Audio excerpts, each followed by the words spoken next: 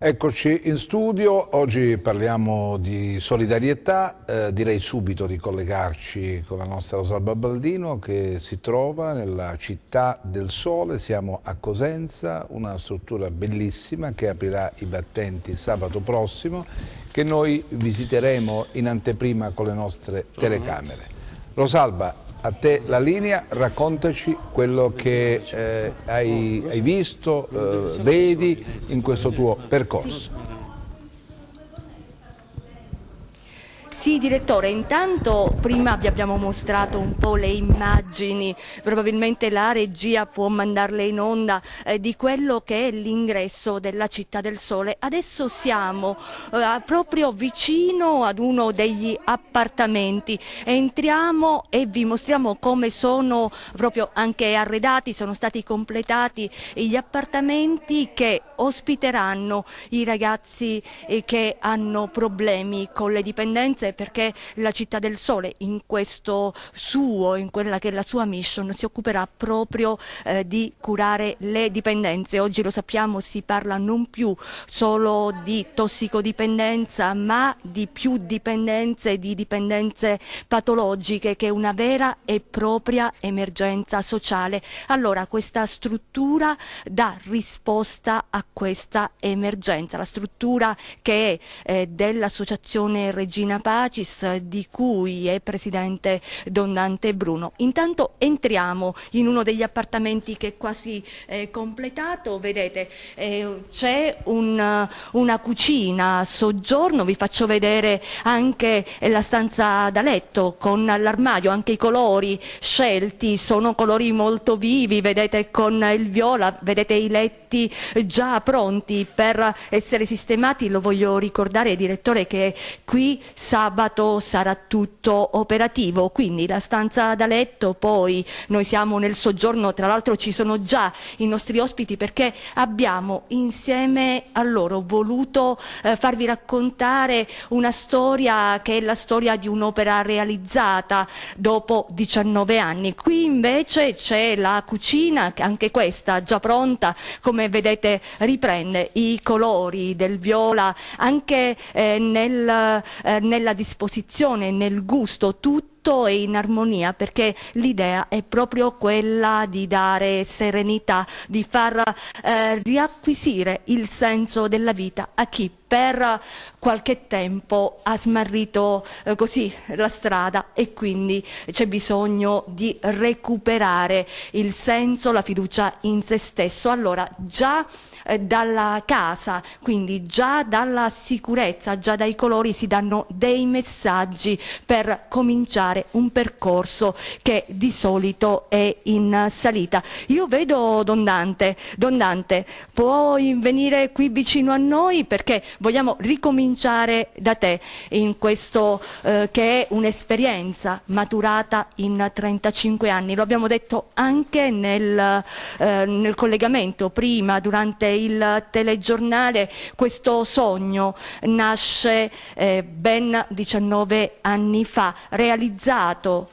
grazie ai fondi europei, oggi appunto è realtà. Don Dante però ha una lunga esperienza, 35 anni sul campo, anzi quando si tratta di dipendenze dobbiamo dire sul marciapiede, di giorno, di notte, alle prese con emergenze e anche con disperazione, con storie a volte inenarrabili e anche con storie di speranza, no? Che sono quelle che poi ci aiutano a guardare avanti. In questi 35 anni, secondo lei, questa emergenza sociale è peggiorata oppure si sono date delle risposte e quindi i numeri sono diminuiti?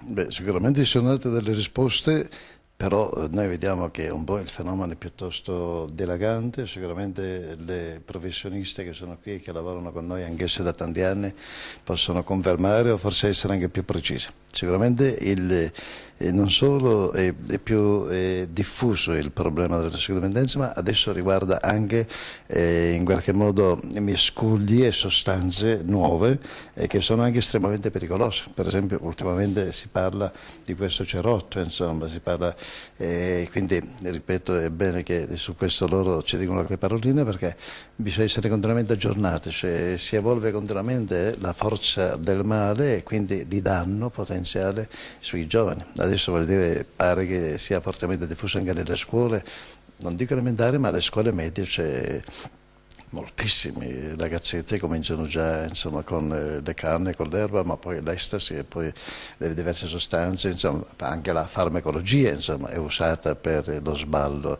e quindi per uscire fuori dalla realtà.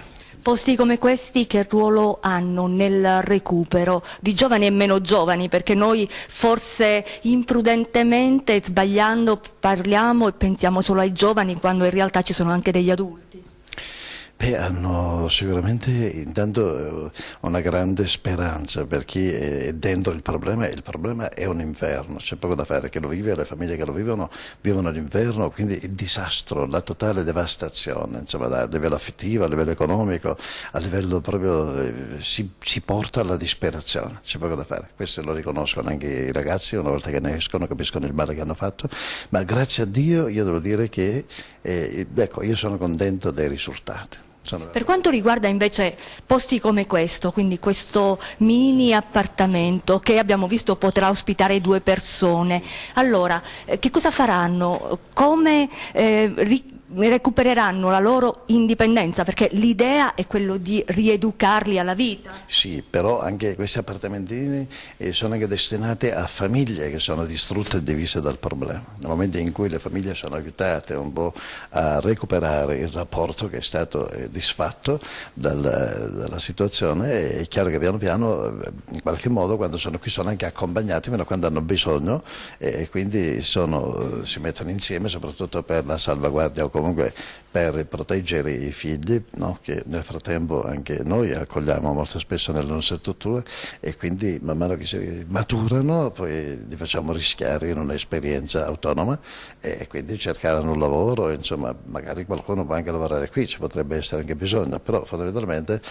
sono liberi ma con quest'occhio un po' che permette, no? Che permette che siano liberi ma nello stesso tempo di non farsi male ancora, insomma, no? Quindi, è comunque una protezione, non perché questo lo devono fare per sempre, però siccome c'è stato un pericolo, siccome hanno corso dei rischi seri, adesso si spera appunto che invece abbiano maturato la possibilità di convivere, di stare insieme, di accordare, di accettare, di vivere in armonia, insomma, di accogliersi l'un l'altro e di amarsi così come per grazia di Dio, visto che il rapporto non è stato totalmente distrutto, si è recuperato nel tempo, quindi si spera che possa andare avanti. Se poi non ce lo dovessero fare, insomma, vuol dire che si vuol fare più tutto, ci mettiamo perché tutto si evolve in positivo e sia per la loro gioia e la loro realizzazione umana.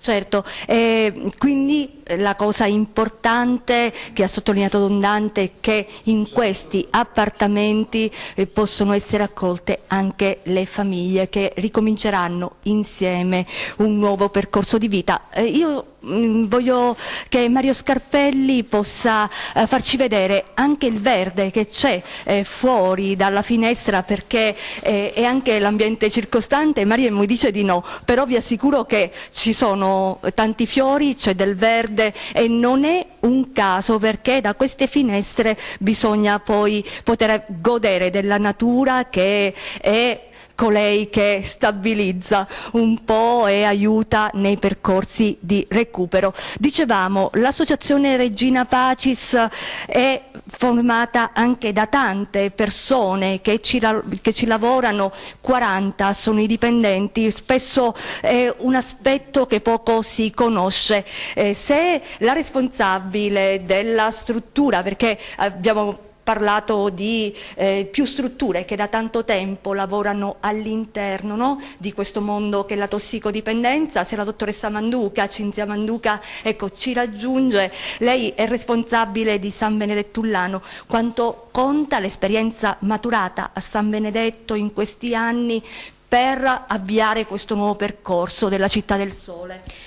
Allora, sicuramente l'esperienza maturata in San Benedettulano è un'esperienza fondamentale perché è un centro che ospita ad oggi 25 ragazzi che hanno problemi di dipendenze, quindi non soltanto dipendenze dalle sostanze o da alcol, ma adesso ci apriamo anche al mondo delle dipendenze cosiddette senza sostanza, quindi dipendenze tecnologiche, gioco d'azzardo e quant'altro. Ovviamente ospitiamo anche un'utenza particolare di persone che hanno misure giuridiche, che quindi vivono l'esperienza della comunità come misura alternativa alla detenzione, quindi diventa un'esperienza non soltanto di riabilitazione sociale, ma anche di utilizzare il tempo di scontare, tra virgolette, la pena giuridica per fare qualcosa per sé, quindi recuperarsi non soltanto dal punto di vista personale, umano, ma anche dal punto di vista sociale, per tentare poi un riavvicinamento alla propria famiglia, al proprio nucleo di appartenenza, ma anche nel tessuto sociale. Quanto è difficile anche lavorare nel sociale? Lavorare nel sociale è un lavoro difficile ma affascinante nello stesso tempo, perché non possiamo definirlo un lavoro, è un'esperienza a 360 gradi, nel senso che ti coinvolge, perché richiede non soltanto competenze tecniche ma anche competenze umane, proprio sapere entrare nella realtà dell'altro, nel mondo dell'altro, nella sua dimensione esistenziale, quindi sono due esistenze che si incontrano e che si mettono tra loro in comunicazione. Grazie, qui c'è anche Giovanna Magliocco, lei è la contabile dell'associazione. Perché questa scelta?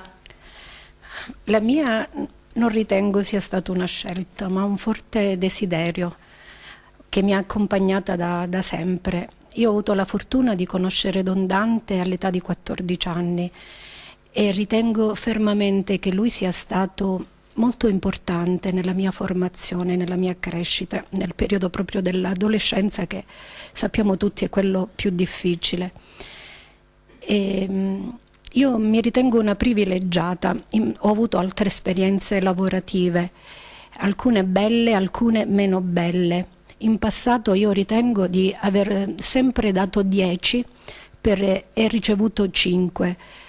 Invece alla Regina Pacis, al contrario, sento di dare 5 ma di ottenere 10. Ciò che avviene alla Regina Pacis non avviene in altri ambiti lavorativi. La mattinata inizia con la preghiera, 20 minuti di preghiera. Da nessun'altra parte ti pagano per pregare, iniziando la giornata pregando. E la dignità proprio non viene mai calpestata, quindi ti senti proprio importante. Io sì, mi occupo sono contabile, sono un'amministrativa, però mi sento coinvolta 24 ore su 24 a disposizione dei ragazzi e coinvolgo anche la mia famiglia. Questa è la grazia proprio che è entrata nella mia casa. E quindi lo ritengo un privilegio, non una scelta, un forte desiderio, e ritengo di essere stata esaudita. I conti tornano sempre o ci sono delle difficoltà in strutture come queste e in una struttura insomma così importante? Tornano sempre perché si confida in colui che tutto può. Può sembrare strano, però diventa tangibile proprio la presenza dello Spirito Santo, che anche nei momenti di deficienza, di cassa, però è sempre intervenuto. E questa è una cosa ferma dentro di noi, anche in questo progetto che sembrava utopistico, perché nel momento in cui ce lo ha consegnato la Regina Pacis ci chiedevamo, perché solo la struttura, le 4 mura, diciamo, tutta la struttura vera e propria, ci chiedevamo come avremmo fatto ad arredarla, come è vero, ci è voluto un prestito, un mutuo abbastanza copioso, ma anche quello non era facile ottenerlo e noi l'abbiamo ottenuto e quindi confidiamo che riusciremo anche a pagarlo, perché crediamo che appunto non è un'opera di mani d'uomo e quindi andiamo fiduciosi anche quando i conti non tornano. Quanto costa questa struttura? Quanto è costata? Alla Regione Calabria, non a noi, intorno ai 7 milioni di euro. Bene, quindi abbiamo anche Noi è bene che si sappia che noi non abbiamo gestito neppure un centesimo di questa di questa cifra. No, l'importante è che i soldi, penso, si vedano, no? Nel senso che le opere sono state realizzate. Io volevo parlare prima che con gli altri operatori con qualche ragazzo che è qui. Ecco, comincio da te. Tu come sei arrivato alla Regina Pacis? Allora, salve, io sono arrivato dal carcere di Secondigliano, sono in affidamento, cioè ero in carcere tramite il CERT di Secondigliano, si è arrivata col CERT a andare in comunità. Per me è stato come una chiamata arrivare alla Regina Pacis, perché qui ho riscoperto un po' me stesso e soprattutto la fede che avevo perso nel mio cammino turbolente. Come sapete, qui siamo un po' tutti con un passato di tossicodipendenza. Io ho un calvario alle spalle di tanti anni di cocaina, sono un cocainomane, lo ero anzi. Oggi mi sto inserendo e sto facendo un buon cammino per me soprattutto e per la mia famiglia. Ho un moglie e un figlio di 26 anni che io amo e loro mi straamano. Ci piace anche sottolineare dalla sua esperienza che dalla droga si può uscire, questo è un primo messaggio positivo, ma ci vuole anche tanta volontà, incontrare le persone giuste e anche i luoghi giusti. Si può uscire, senz'altro, come ha detto lei ci vuole determinazione e soprattutto incontrare le persone giuste. Come ho detto poc'anzi, ho avuto la fortuna di arrivare alla Regina Pacis, che per me è stata una salvezza. Adesso il futuro, perché bisogna capire quanto tempo si resta in un luogo così, quando si esce, che cosa si aspetta nel futuro? Allora, qui ho un programma di 2 anni. Una volta concluso il programma si spera di inserirmi in un mondo lavorativo, non so anche ancora di preciso cosa, però spero in qualcosa di positivo nell'ambito lavorativo. E noi ti facciamo tanti auguri, chiaramente. Tu invece da dove arrivi e qual è la tua storia, la tua esperienza? Io invece sono di Salerno, ma vengo dall'istituto di San Cimignano, sempre per problemi giudiziari dovuti logicamente a quelle che riporta la sostanza, a fare uso di sostanze, quindi per procurarti i soldi si fanno dei reati. Quindi giustamente tutti questi reati poi vengono, i conti si devono un po' pagare. E quando ho avuto la disponibilità di questa struttura, io che avevo perso un po' la fede, perché in questo ambiente la fede non si attacca proprio, va all'inverso, e secondo me là ho iniziato a capire che c'era qualche cosa che non era una coincidenza, dici tu qua devi pregare, inizi a pregare con Gesù di mattina, ti fai 3-4 ore, pomeriggio, sera, all'inizio, e poi sono venuto qua, ho trovato disponibilità. La cosa bella è che nella comunità come questa, io che ho avuto già esperienze comunitarie, mi sono trovato un po' in difficoltà ai primi tempi, perché giustamente ci stavano vari tipi di classi sociali di persone, quindi giustamente non è che puoi avere l'empatia per tutte le persone che ci sono.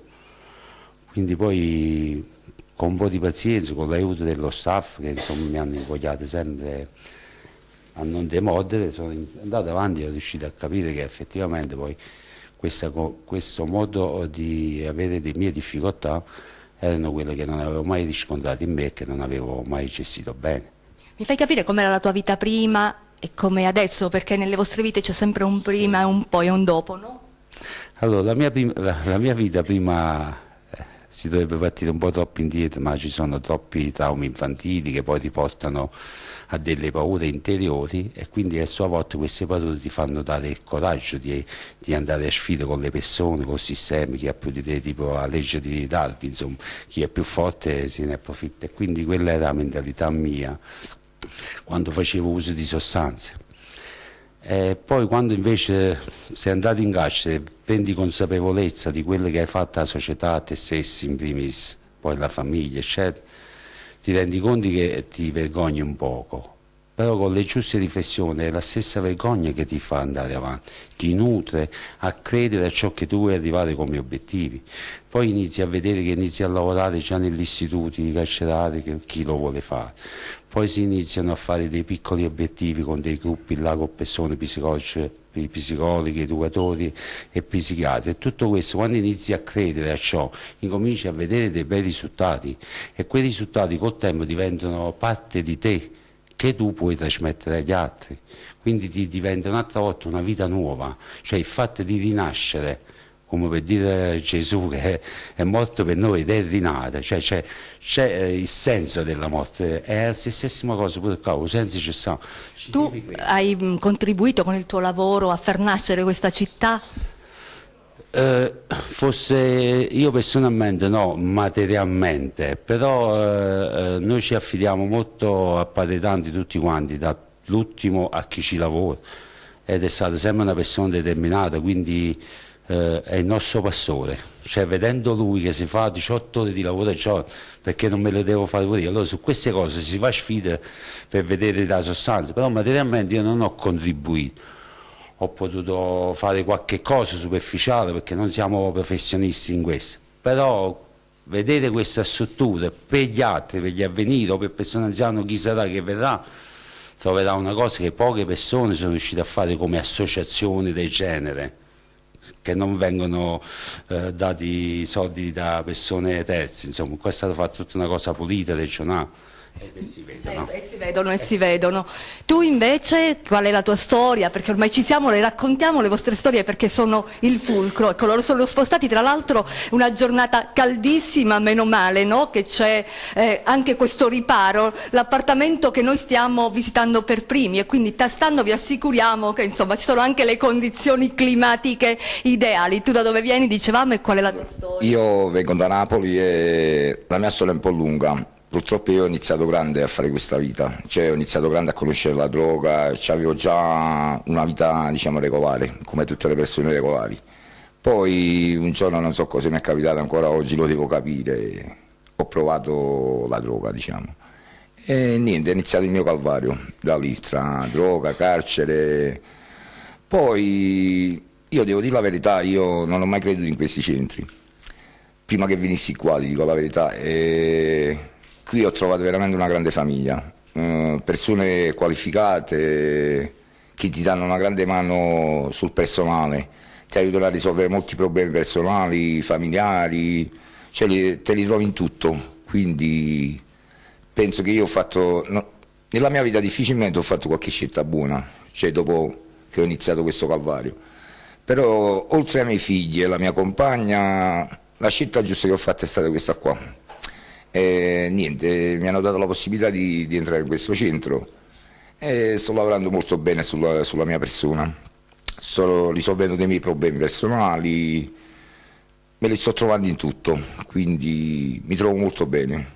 La tua famiglia come ti aiuta e ti supporta in questo percorso? Fortunatamente io la mia famiglia ce l'ho sempre avuta alle spalle, perché comunque come l'ho detto prima non è che ho iniziato da piccolino oppure la mia famiglia era una famiglia di buonannulli. La famiglia di mio padre sono tutti avvocati, magistrati, giudici, e la famiglia di mia madre sono tutti lavoratori, e quindi ci hanno dato l'educazione, ci hanno dato diciamo la base principale per vivere. Poi col tempo ci siamo deviati noi, perlomeno io, perché gli altri miei fratelli sono tutti lavoratori e hanno un'attività, hanno un'impresa, l'unico che è rimasto così sono stato io. Quindi insomma adesso devi dimostrare di essere, no, di costruire cose belle. Sì, lo sto facendo, sto cercando di farlo e penso che ci riuscirò, perché comunque alla fine sono testardo, quindi quando mi prefissi un obiettivo faccio di tutto per raggiungerlo.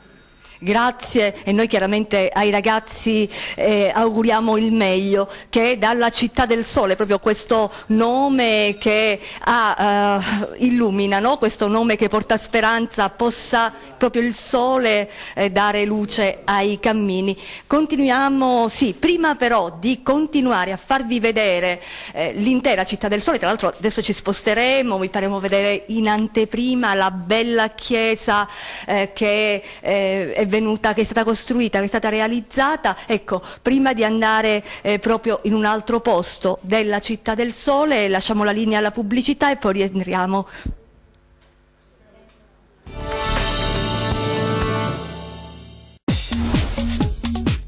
Cerca Teleeuropa sul tuo Play Store o Apple Store e scarica la nostra app. Teleeuropa Network ti segue ovunque. Disponibile per tutti gli utenti Android e Apple. Ti aspettiamo.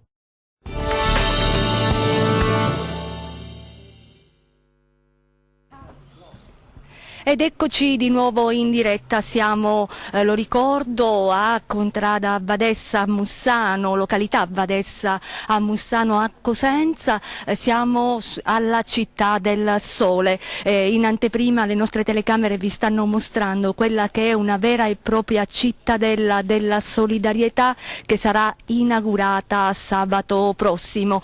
Vi ricordo ci sono ben 3 strutture destinate alle dipendenze, a chi soffre di dipendenze. Adesso siamo dinanzi alla chiesa, la chiesa che sarà intitolata e dedicata alla Santissima Trinità. Questo è un bellissimo mosaico, tra l'altro realizzato da un artista conosciuto, famoso, lui si chiama Dubrovnico. Ebbene, all'interno della chiesa entriamo con le nostre telecamere per la prima volta per raccontarvi ancora delle storie e dirvi anche gli operatori, il lavoro che fanno gli operatori. Vedete, all'interno della chiesa ci sono le impalcature, si sta lavorando, sono davvero gli ultimi lavori prima dell'inaugurazione. Vedete anche come si stanno definendo gli ultimi davvero dettagli di fianco all'altare. Bene, c'è anche, lo vedete, il crocifisso, una chiesa non poteva mancare, e cominciamo dinanzi al crocifisso, non possiamo che raccontarvi ancora delle storie. Tu come sei arrivato? Sono arrivato dal carcere di Eboli, stavo a Salerno al carcere di Eboli, quello è un ICAT per la tossicodipendenza, e mi sono trovato qua in comunità alla Regina Pacis. Sono quasi da 4-5 mesi, mi trovo bene, mi sono affidato al Signore, non sapevo fare neanche il segno della croce, ho un figlio da 12 anni e una moglie da 30 anni. Ho fatto tanti anni di tossicodipendenza, ho mio padre che ha un laboratorio di pasticceria, siamo 13 figli, 8 femmine e 5 maschi, mi trovo bene qua, ringrazio allo staff, ringrazio a Don Tante che mi ha ospitato proprio qua alla Città del Sole. La verità, mi trovo bene, voglio fare un percorso per lasciare la mia tossicodipendenza. Tu come ti sei avvicinato alla droga? Dall'età da 13-14 anni ho cominciato con le canne, con erba, fumo, e poi piano piano crack, cocaina, fumo, erba. Ho fatto tanti anni di tossicodipendenza, allora mi sono avvicinato al Signore proprio per vedere di uscire di questo calvario della tossicodipendenza. Ti facciamo davvero tanti auguri e parliamo anche con te, ti vedo già pronto per dare la tua di testimonianza. Niente, io voglio dire che la Regina Pacis è stata una cosa che non è stata facile a venire, però come ci ho fatto la richiesta subito mi hanno accettato, perché ho fatto 3 richieste però non mi hanno accettato, non so per quali motivi, però qua come ci ho mandato la richiesta mi hanno accettato, mi hanno accolto. Qua la prima cosa che uno si sveglia la mattina, andiamo in sintonia con Gesù, poi dopo andiamo nei lavori, si svolge così la giornata. Che lavori fate qui alla Città del Sole? Niente, quello che c'è da fare, si dà l'erba, pulizie, zappare un po', zappare, queste cose qua, non è cosa... Ognuno di voi ha un compito preciso? Sì, è facoltativo, non è che è una cosa forzata, no, loro dicono se la senti, non se la senti, se uno se la sente fa quello che può fare, giustamente, e niente, io comunque ringrazio Don Dante che lui ci dà la possibilità di stare sempre vicino alle nostre famiglie, i magistrati anche con tutto che chi ha sbagliato e chi non ha sbagliato ci mandano a casa, li ringraziamo che tutto ciò, quello che uno nella vita, speriamo che poi quando sarà che usciamo da questo calvario e cambiamo vita e non facciamo più gli stessi errori di prima. Tanti auguri, perché questa è la cosa principale. Torniamo alle nostre operatrici, lei è responsabile della comunità, mi aiuti perché di Torano, ecco. Allora, la domanda è, qui alla Città del Sole, no? Quanto conta l'esperienza maturata? E poi qui voi fate anche delle altre attività, nel senso che i ragazzi lavorano a Torano, quelle attività saranno riportate anche qui? Di che tipo di attività si tratta? Tutto conta in comunità, perché la comunità è un po' una scelta di vita per noi operatori, ma soprattutto lo diventa per gli utenti che chiedono di poter essere riportati, riabilitati alla vita. E tutto lo si fa in una logica di condivisione e di collaborazione. Intanto la comunità non gestisce l'utente viene gestito all'interno di una rete sociale e familiare, e noi lavoriamo con i servizi, con il servizio inviante che è il SERD, con le autorità giudiziarie, con i servizi sanitari o comunque sociali. Anche la famiglia ha un ruolo importante, tutto quello che può riguardare la riabilitazione, il ridare uno slancio all'utente diventa fondamentale, diventa uno stimolo, diventa una risorsa che non possiamo rinunciare. Il lavoro diventa una terapia comportamentale utile a ridare un po' all'utente in programma una normalità, quella che si perde di vista, quindi con dei ritmi, delle scansioni, degli impegni. Il lavoro è un impegno, è una responsabilità, pertanto l'utente viene aiutato a ritrovare il senso delle cose, il senso della responsabilità, il senso del lavoro, il senso della famiglia, il senso dello stare insieme, come si è detto prima, nella logica della condivisione e della collaborazione. Quindi noi da soli non facciamo niente, se non invece in questo grande cerchio che poi sono le comunità terapeutiche. La Regina Pacis, mi concedo di dire che è un po' una scelta di vita come persona e come professionisti. Per quanto riguarda proprio il pratico nelle giornate, una responsabile e il suo ruolo, che cosa fa? E poi ancora, lei è responsabile della struttura di Torano, ma abbiamo detto c'è questa grande rete, come si sostengono le comunità? Intanto nulla è lasciato al caso, in comunità tutto viene vissuto con una logica, con una ridondanza terapeutica, dalla sveglia del mattino a che ora si fa colazione, al pranzo, al lavoro, alle attività prettamente terapeutiche, mi riferisco anche per esempio al colloquio, ai gruppi stessi, ma anche alle attività ergoterapiche. Le comunità sono un po' una piccola società, rispecchiano proprio una piccola società, per cui abbiamo anche all'interno della comunità dei piccoli capogruppi, noi li chiamiamo dei settori di lavoro, dalla lavanderia alla liturgia, alla cucina dispensa, pertanto loro gestiscono la comunità in tal senso. Noi operatori siamo un po' i supervisori di questa piccola società che rieduca l'utente a realizzarsi come persona nella propria autonomia. Come responsabile di sede ho un po' il dovere e il piacere di coordinare tutte le attività e dello staff e degli utenti, sempre come si diceva poc'anzi in una logica generale, quindi noi teniamo molto i rapporti con questi enti in una logica appunto comune di gestione di quell'utente che abbiamo in carico. Grazie, adesso ci spostiamo, vediamo la nostra educatrice che è pronta, tra l'altro vi devo dire che oggi c'è un sole davvero importante e lei con la pelle chiarissima abbiamo contribuito in qualche modo a farle un po' di male, una preabbronzatura. Allora, intanto mi spiega come lavora un'educatrice all'interno di una comunità terapeutica?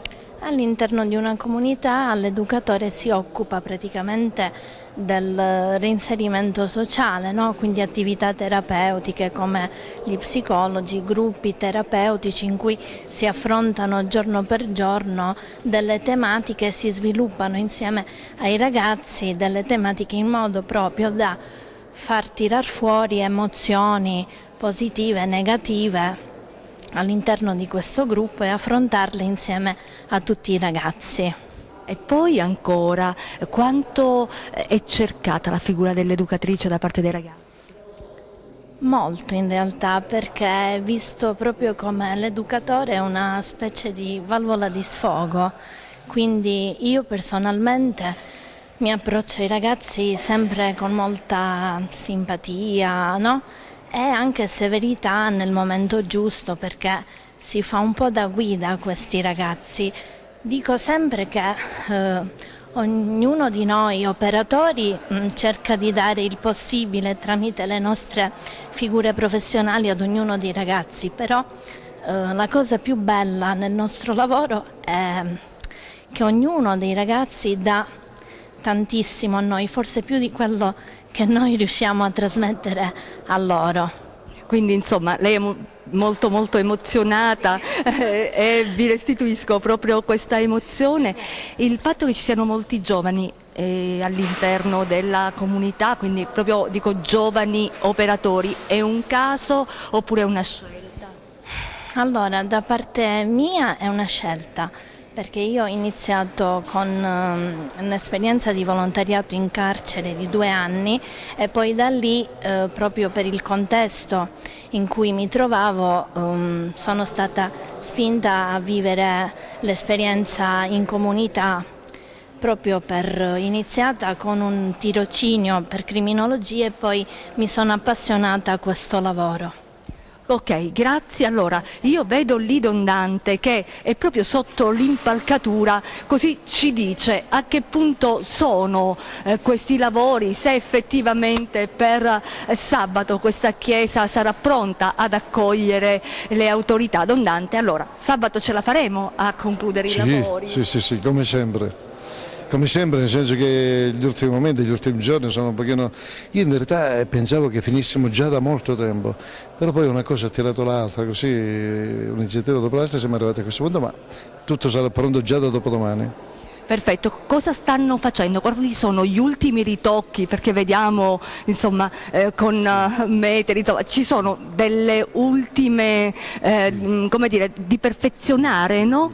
Ma lui è l'artista Luigi Manes che ha fatto quest'opera da qualche mese, che adesso la sta applicando e quindi la rifinisce alla parete, e qui proprio sulla cappella del Santissimo Sacramento, perché questa appunto è la cappella del Santissimo Sacramento. Come tu vedi c'è la colonnina di alabastro dove sarà posto Gesù quando il Vescovo deciderà per l'adorazione di quanti vogliono adorare, ed è proprio questo blu che vedi un po' in qualche modo dice da lontano a tutti che dentro questo blu c'è il Signore stesso che veglia sulla città. Allora io volevo parlare un attimo con l'artista, se è possibile, non so come possiamo fare per raggiungerlo, ecco è lui che ci raggiunge, perfetto, così voglio che mi spieghi intanto l'opera, visto che siamo qui e Mario ce la fa vedere, come l'ha progettata e poi quanto tempo è stato necessario per realizzarla? Allora, dunque, questa è l'opera, diciamo, è lo stile bizantino,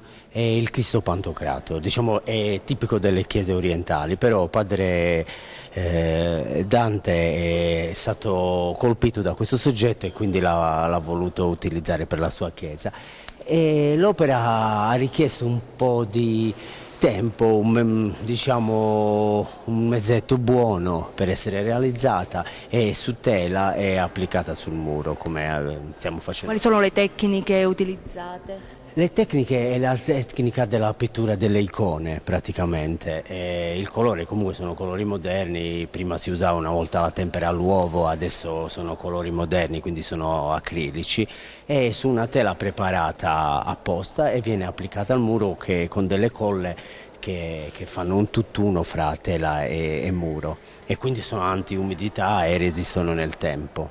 Grazie, buon lavoro. Io da Donnante, ecco Donnante, allora abbiamo tutto, sabato ci saranno anche le autorità regionali, no?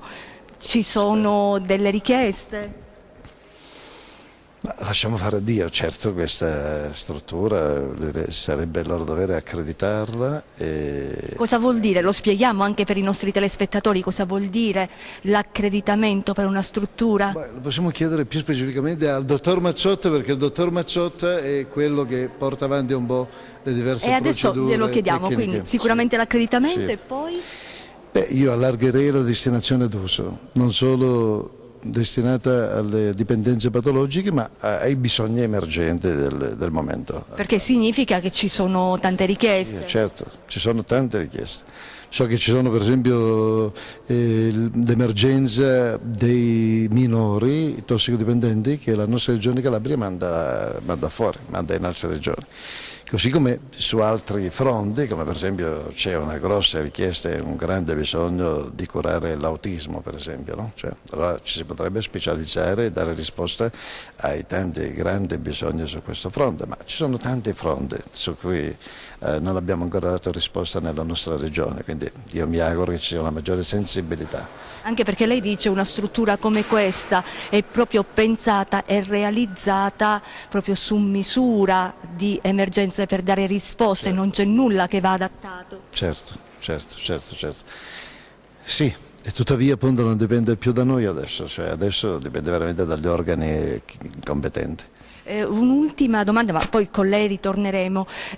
Le comunità, perché abbiamo parlato di più comunità gestite o comunque realizzate, volute e portate avanti dalla Regina Pacis, su cosa lavorano, come si sostengono?